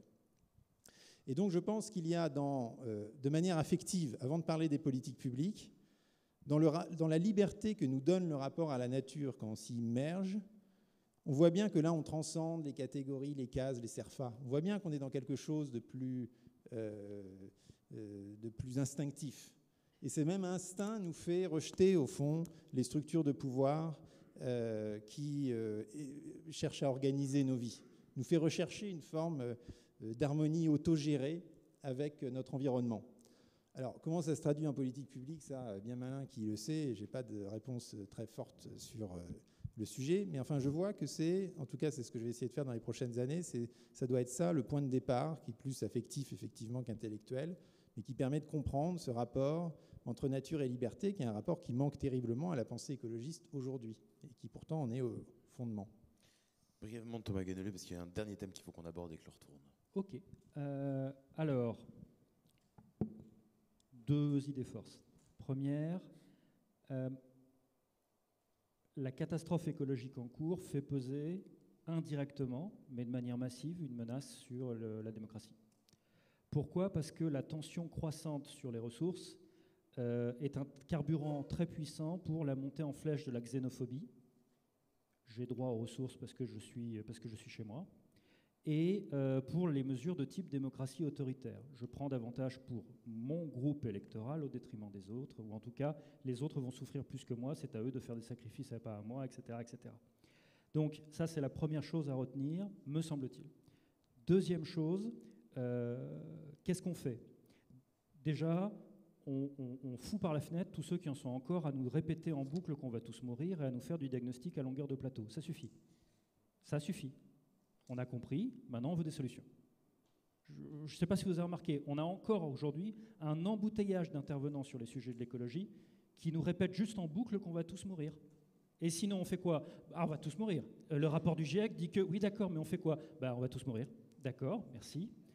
Et donc, je préconise vraiment une écologie des solutions, c'est-à-dire une politique de grands travaux écologiques. Le plus tôt sera le mieux. Et alors, il faut faire attention à ne pas tomber dans le piège des adversaires de l'écologie, qui consiste à dire écologie égale interdiction, égale punition, égale caca. Non. Toute démarche collective repose sur des actions communes et des règles communes. Donc, en quoi la transformation des règles et la transformation des actions pour obtenir des nouveaux résultats serait plus punitive qu'une autre? Pas en soi. Il y a juste une association d'idées débiles qui s'est faite. En tout cas, je vous donne 2 exemples, et j'en resterai là, de grands travaux écologiques enthousiasmants, pour le coup, et non pas punitifs. 1, arrêter l'obsolescence programmée. Je pense en particulier aux smartphones et aux vêtements. Ça consiste à avoir de manière systématique une garantie de 5 ans sur les smartphones et sur les vêtements. Et vous allez constater avec surprise que du jour au lendemain, les smartphones et vêtements qui sont ensuite produits se mettent à ne plus être utilisables au bout de 5 ans et 1 jour, au lieu de beaucoup moins aujourd'hui. Pourquoi? Parce que c'est la durée exigée de garantie qui détermine comment le producteur se cale.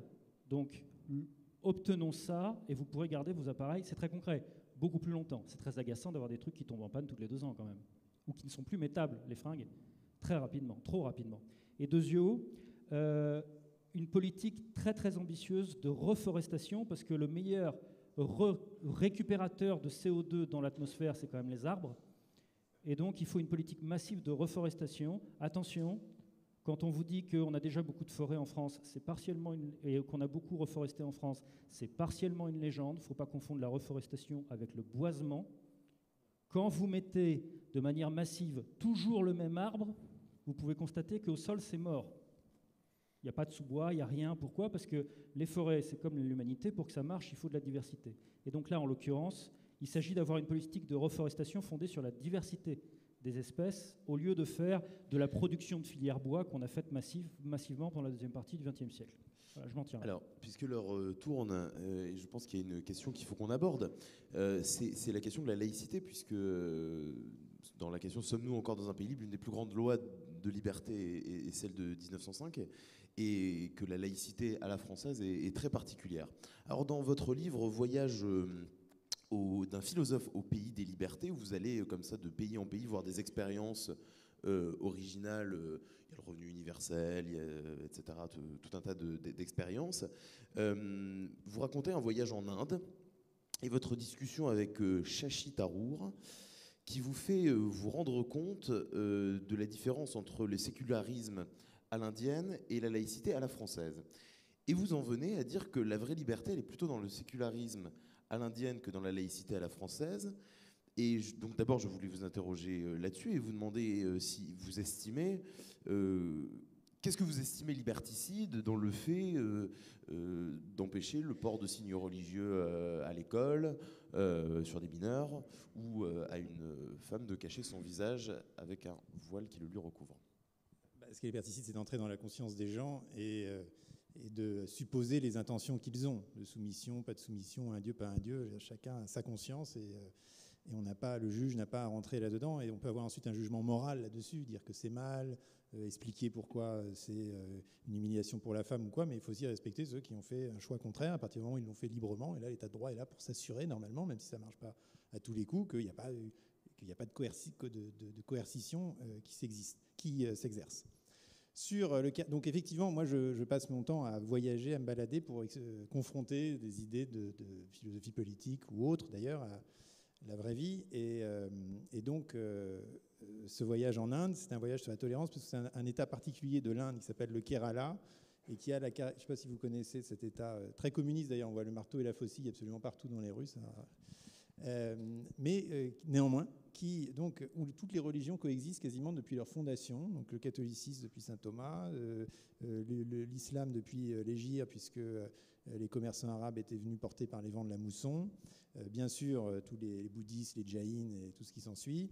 Et puis également les protestants et les juifs, puisque c'est là qu'on trouvait les derniers juifs d'Inde, même si ils sont quasiment maintenant tous partis. Et donc, vous voyez, depuis quasiment 1000 ans, dans les rues, il y a un temple à côté d'une église, même d'ailleurs d'une cathédrale catholique, à côté d'un sanctuaire bouddhiste. Et donc, j'ai eu des conversations avec tous ces gens-là pour comprendre comment ça marchait. Alors d'ailleurs, les bouddhistes sont très marrants parce qu'ils m'expliquaient qu'ils avaient des dieux pour plein de choses. Et puis, à un moment donné, je lui dis quand même, moi, je vais être honnête avec vous, moi, je suis athée. Et il me dit, on a un dieu aussi pour les athées. Oui. Là, c'est vraiment dialectique, on est foutu, on est obligé d'adhérer, de prier le dieu des athées.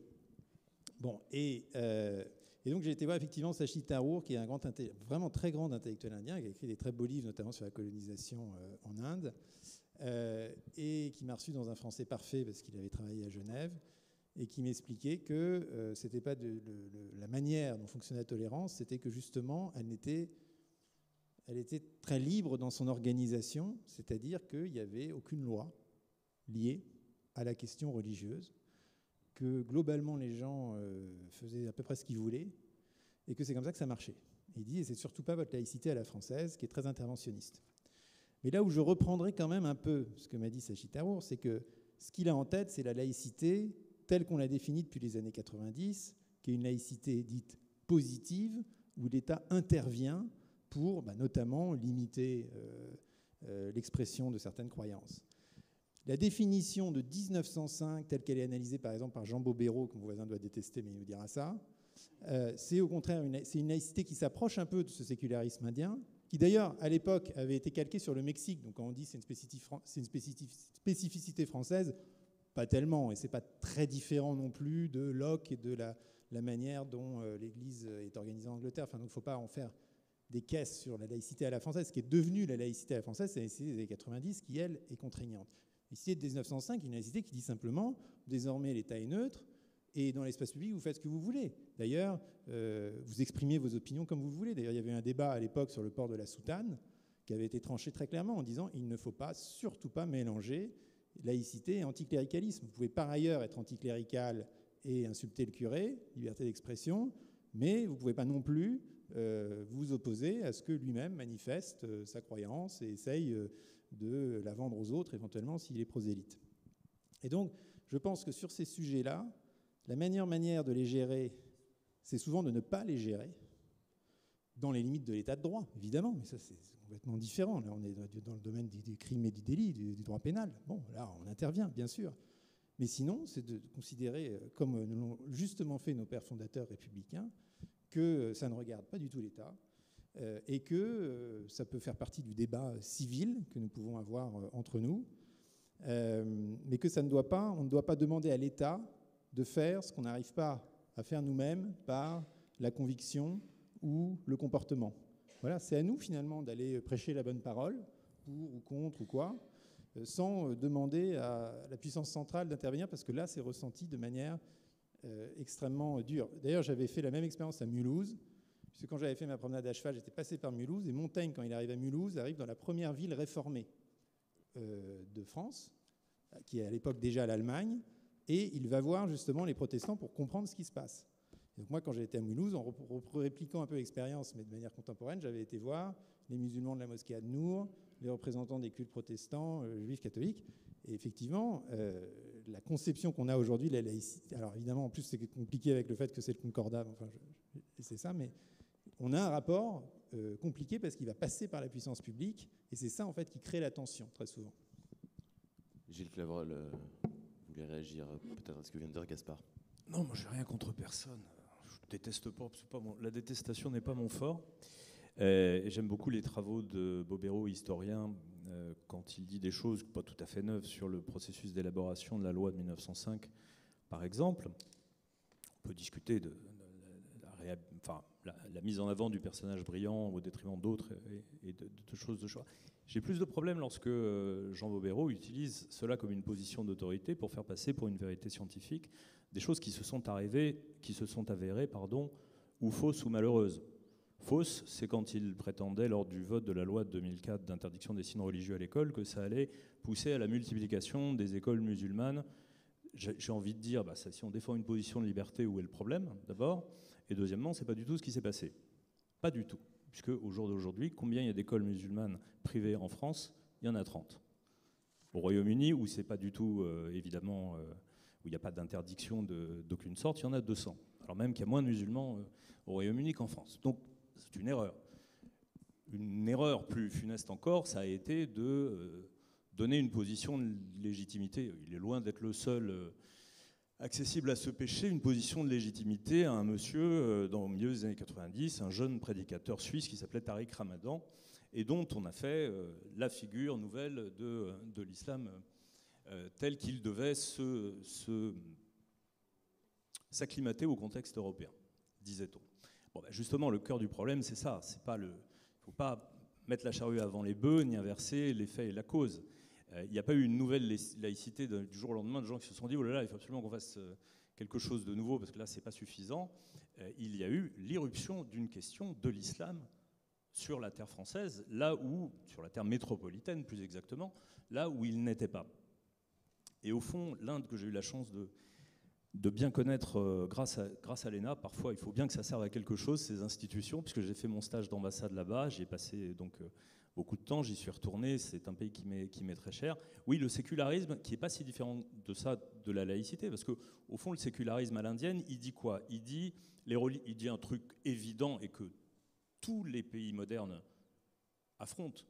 Les religions ont un impact sur la vie de la cité. C'est vraiment l'évidence la plus aveuglante, et c'était déjà celle que Montaigne a affrontée, que justement, avec d'autres, il a tenté de penser, de résoudre ceux qu'on appelait les politiques, justement. C'est-à-dire se disant, il y a quelque chose qui nous est commun et qui est au-dessus, ou qui est ailleurs, comme on voudra, mais à la limite, peu importe, des attaches particulières que nous avons vis-à-vis de chacune de nos religions. Et ça, évidemment, on le retrouve avec des modalités différentes d'un pays à l'autre, mais que ce soit dans le sécularisme indien ou dans la laïcité à la française, c'est un principe qui a été affirmé de manière très forte. Alors, dans des contextes quand même très différents, et c'est là où, malheureusement, j'aimerais bien que le sécularisme marche, parce que, malheureusement, il marche de moins en moins en Inde, plus exactement, il régresse. Il régresse à cause, et là, effectivement, le Kerala est un État formidable, mais très atypique. C'est un État du sud de l'Inde, très alphabétisé, avec un État, donc État fédéré, hein, c'est un système fédéral qui a mené des politiques publiques, notamment d'éducation, extrêmement actives, donc un taux d'alphabétisation beaucoup plus élevé que dans le reste du pays.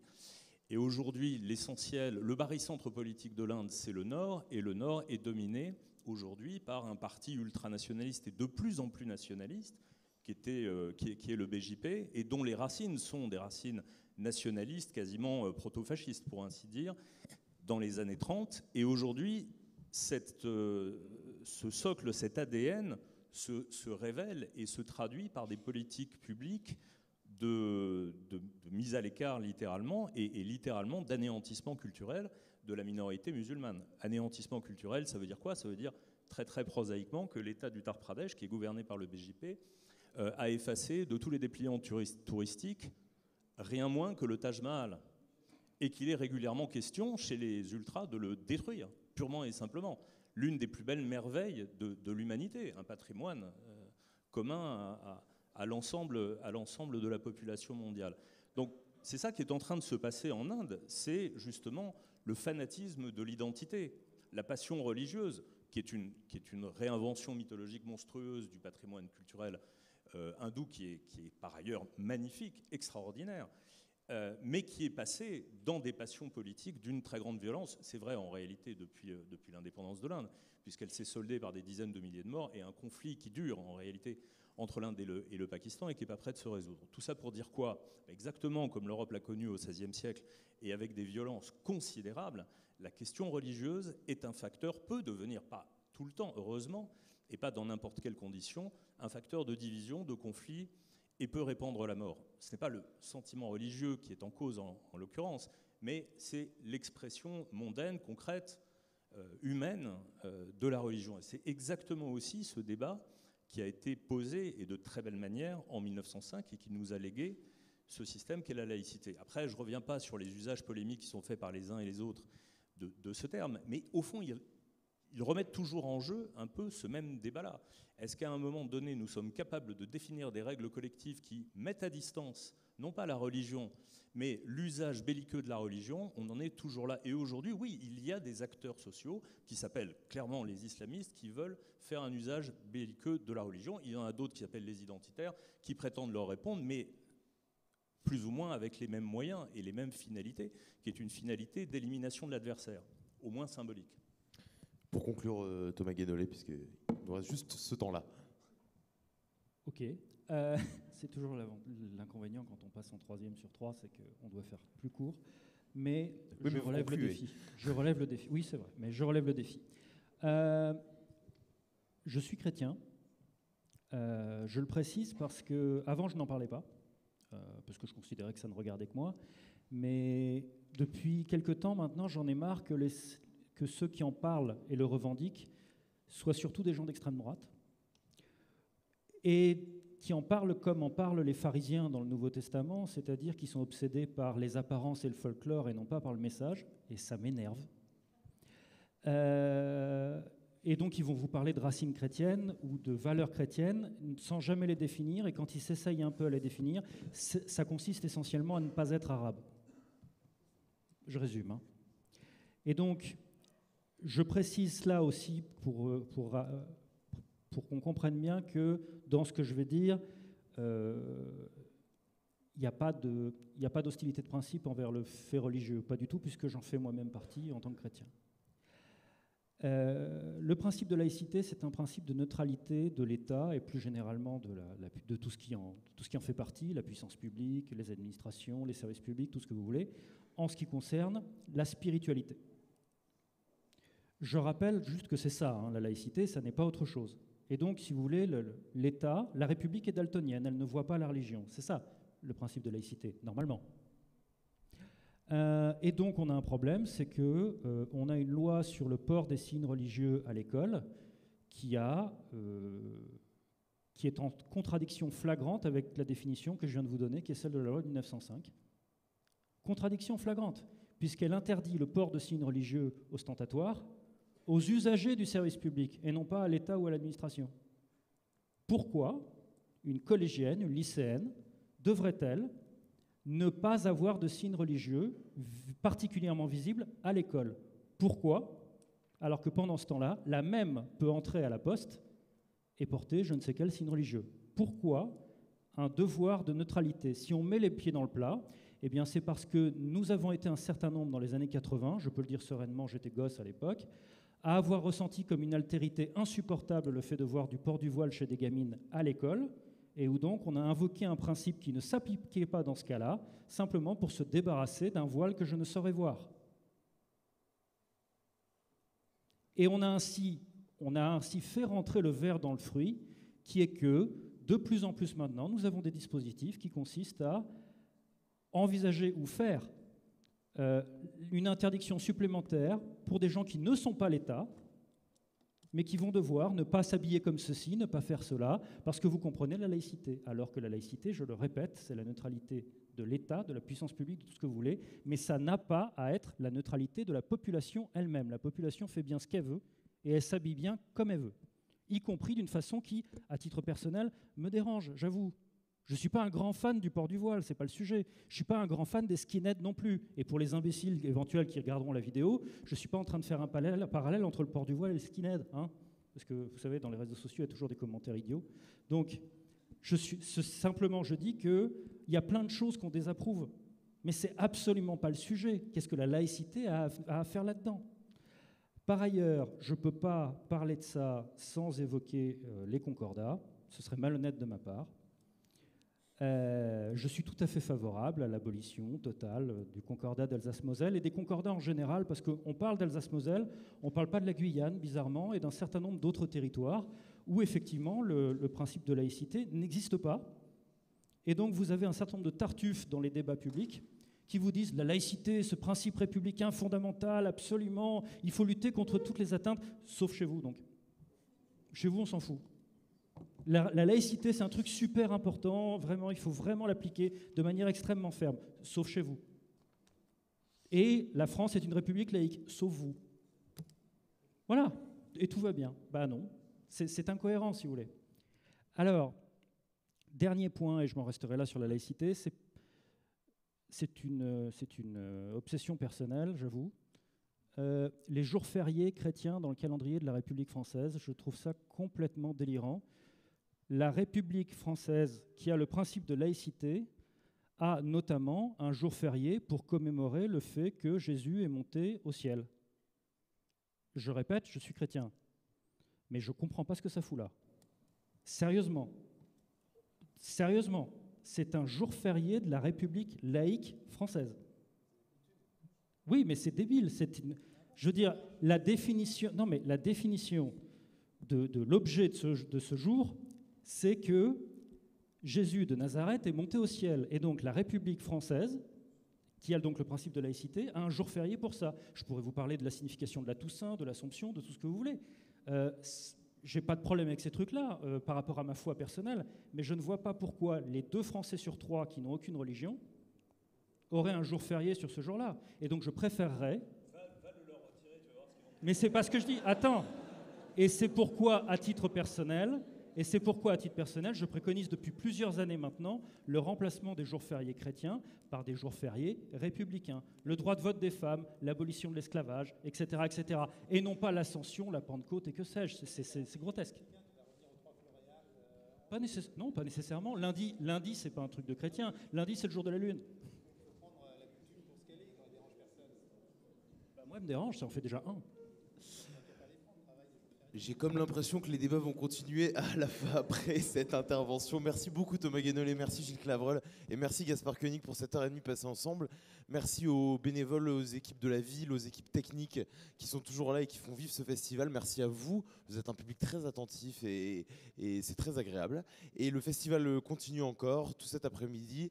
Et demain, les livres de nos invités sont en vente juste à côté et ils vont même vous les dédicacer. Voilà, vive la liberté, bonne journée.